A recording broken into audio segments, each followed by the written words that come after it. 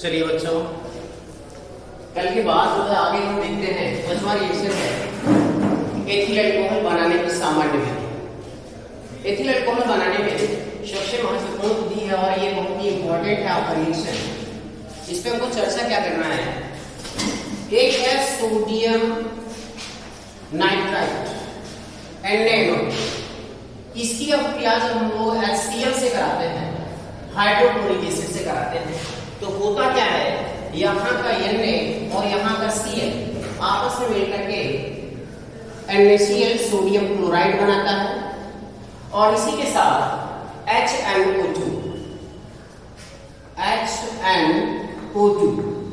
इसे हम कहते हैं नाइट्रस अम्ल।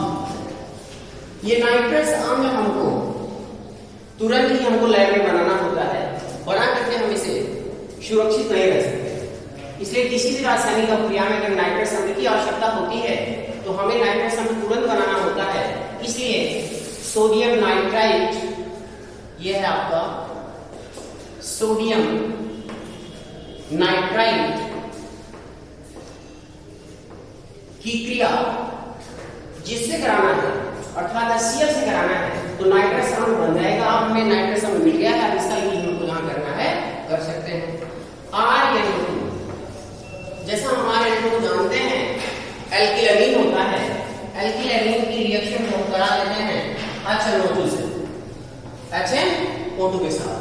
होता क्या है, ध्यान दीजिएगा, यह नाइट्रोजन और यह नाइट्रोजन आपस में मिलकर के N2 गैस बना लेता है।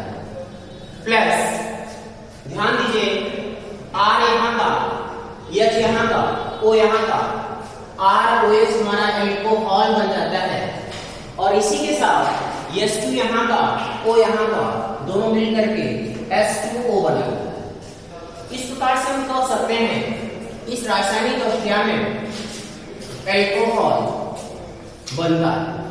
आइए अगर इसके रियल किसी एग्जांपल की बात करना चाहें, मेथिलामीन CH3NH2 की रासायनिक अभिक्रिया हम HNO2 से करते हैं, नाइट्रस अम्ल से करते हैं।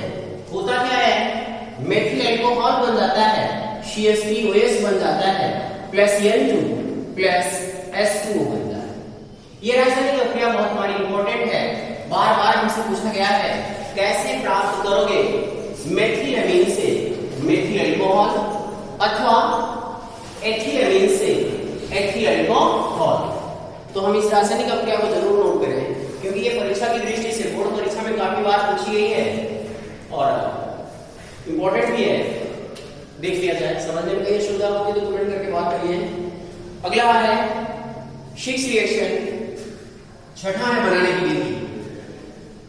जैसे कभी हमसे कह सकता है कैसे प्राप्त करोगे एथिलीन से अल्कोहल या एथिल अल्कोहल।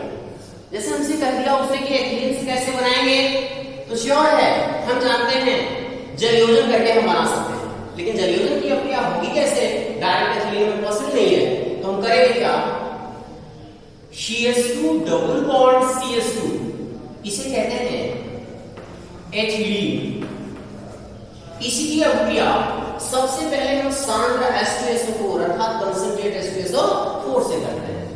सांद्र H2SO4 ये हमारा सांद्र है।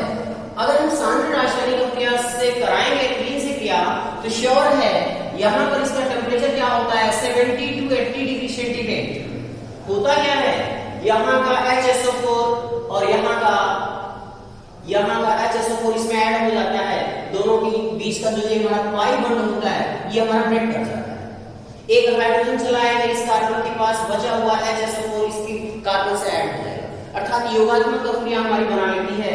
योगात्मक कंपाउंड बन जाता है, बनेगा क्या, CH3CH2 HSO4। इसका नाम है एथिल हाइड्रोजन सल्फेट। अगर हमको एथिल हाइड्रोजन सल्फेट मिल गया तो ये तो कंफर्म है। अगर इसकी हम जल से क्रिया करा दें, डायरेक्ट हमारा एथिलीन तो जल से क्रिया नहीं करता क्योंकि एथिलीन गैस होती है, बट ये क्रिया करेगा बट कंसंट्रेट H2SO4 से करता है। अब ये डायरेक्ट हमारा H2SO4 से नहीं कर सकता, जल से नहीं कर सकता था, इसलिए करते क्या है एथिल हाइड्रोजन सल्फेट की अभिलामन जल से कराते हैं। आइए देखते हैं। CH3 CH2 HSO4 ethyl hydrogen sulphate reaction करता है H2O से। इसको हम कहते हैं जल योजन, हिंदी में इंग्लिश में बोला जाता है एडिशन ऑफ वाटर या हाइड्रोलिसिस। ठीक है, एक वर्ड यूज कर सकते हैं हाइड्रोलिसिस। आइए देखते हैं होता क्या है। H2O का डिसोसिएशन हो जाता है H plus and OH minus. होता क्या है, यहां से ये ब्रेक करता है, इसके ब्रेक करते ही होगा क्या, ये OH यहां आ जाएगा, इस कार्बन के पास ये हाइड्रोजन बचा हुआ चला आएगा इस HSO4 के पास। तो हमारा उत्पाद बन गया CH3 CH2 OH plus H2SO4। इस प्रकार से हमको एट लास्ट एथिल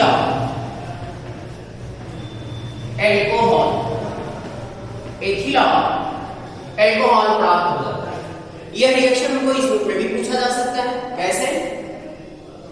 कैसे प्राप्त करोगे एथिलीन से एथिल एल्कोहल, अथवा पूछ सकता है कैसे प्राप्त करोगे एथिलीन से ethyl hydrogen sulphate. Ethyl hydrogen sulphate कभी पूछा नहीं है, बस ये इंटरमीडिएट कंपाउंड है, हमको अध्ययन करना चाहिए, नॉलेज होना चाहिए कि बनता है कैसे। ये है हमारे बनाने का प्रोसेस। ये दो रिएक्शंस थे जो हमारे एथिल अल्कोहल या सिंपली अल्कोहल बनाने की सामान्य विधियां थी। ये हमारा सिंपल प्रोसेस था, कोई स्पेसिफिक नहीं था कि हमको एथिल अल्कोहल बनाना है या मेथिल अल्कोहल बनाना है। इन जनरल हम लोगों ने बात किया कि अल्कोहल का प्रिपरेशन कैसे करें। ठीक है, आइए फिर इसी फिजिकल प्रॉपर्टी की कुछ बात कर लेते हैं। सामान्य ताप पर अगर देखा जाए तो अल्कोहल हमारा तीक्ष्ण गंध का द्रव होता है। यह है हमारा उदासीन यौगिक होता है, न्यूट्रल होता है, ये एसिडिक और बेसिक नहीं होता है। इसमें हाइड्रोजन आबंध पाया जाता है, हाइड्रोजन बॉन्ड पाया जाता है। हाइड्रोजन बॉन्ड पाए जाने के कारण यह जल में पूर्णतया विलय होता है, यह वाटर में सॉल्युबल।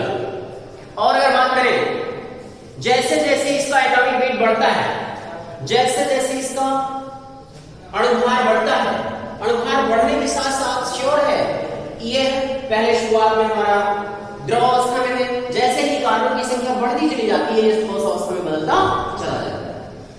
लेकिन इसके अणुभार बढ़ने के साथ साथ हम कह सकते हैं इसके क्वथनांक और गलनांक भी क्या होते हैं, बढ़ते चले जाते हैं।